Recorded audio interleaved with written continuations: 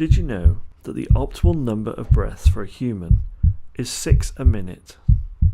That's one breath every 10 seconds. Did you also know that the average number of breaths we take is between 15 and 20? When we shallow breathe, we only access maybe 10% of the energy available. But when we breathe deeply, from our diaphragm, from the core of ourself, we can access up to 90%. If you unraveled your lungs, they would cover the area of a tennis court. If you breathe faster, it increases your appetite. If you breathe slower, it reduces your appetite. The world record for holding breath underwater is 22 minutes and 22 seconds. 22 minutes and 22 seconds. Do not try this at home. From the first time we gasp for air as a baby to our final release of our being, our breath will deliver oxygen to our system and remove carbon dioxide from our system, in turn keeping us alive. In your lifetime, you will breathe out the exact same number of times you breathe in. So the more you breathe in, the more you will need to breathe out. And the more you breathe out, the more you will need to breathe in. It's a biological truth. It's a spiritual truth too. God is our source. He is our source of life, hope, love, truth, and perspective. He is our source of identity, purpose, security, and blessing. But we aren't just created to be recipients of these things from God. We're created to be conduits of them to the world around us. We are not just supposed to breathe these things in, we're supposed to breathe them out also. And the more we breathe them in, the more we need to breathe them out. And the more we breathe them out, the more we need to breathe God in. This idea of breathing in and out and rhythm is prevalent in the Bible. When God released the Israelites from slavery in Egypt, He didn't just need to save them geographically and remove them from the country of their oppression, but He needed to save them spiritually and socially too. He needed to give them back their humanity. He needed to restore their soul. Slavery does that to you. It strips you of your spirit and your humanity. It deprives you of your hope and it disempowers you. It makes you forget who you were created to be. And so, when they got out of Egypt, He reminded them that they were children of God and taught them how to live and find rhythm. He reminded them in the first commandment that He was God and should be their source of life and hope.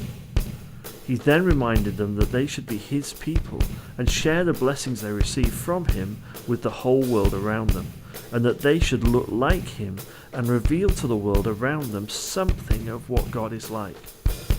And then He told them to breathe. He told them to rest once a week, to work for 6 days, and on the 7th, rest. Reconnect. Be. God reminded them to breathe in, not just to breathe out. He encouraged them to find rhythm. Later, God developed this idea of rhythm, not just encouraging them to rest for a day a week, but also to build in a rhythm of celebration and festivals, a rhythm of feasting and fasting, a rhythm of remembering and giving thanks, a rhythm of family and community, a rhythm of giving and generosity, a rhythm of forgiveness and freedom. Rhythm. Breathing in, breathing out. Rhythm. That invitation is extended to us today. God continues to encourage us to live lives of rhythm. In a world that demands we are always busy, God invites us to rest, to breathe, to take time out, and to be. In a world that is so pressured and competitive, God reminds us that it is okay to be you. He loves you just as you are. He made you. He delights in you. And He loves wasting time with you. And He invites you to waste time with Him. God invites you to waste time with Him.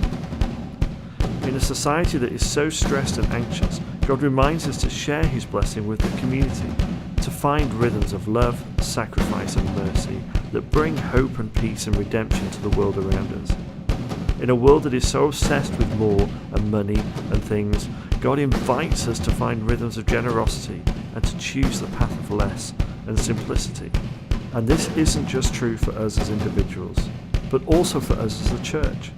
It is important we find the rhythm of breathing as a church, that the more we breathe out into the community, the more we need to spend time breathing in the restorative beauty of God.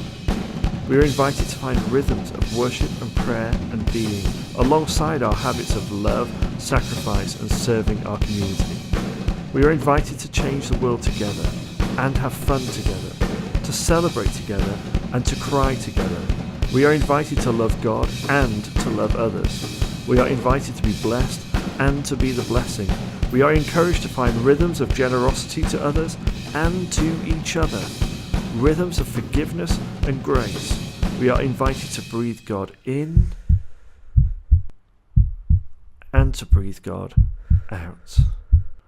To breathe God in and breathe God out. To breathe in and to breathe out. 6 times a minute. Breathe in. Breathe out. In. Out. And breathe.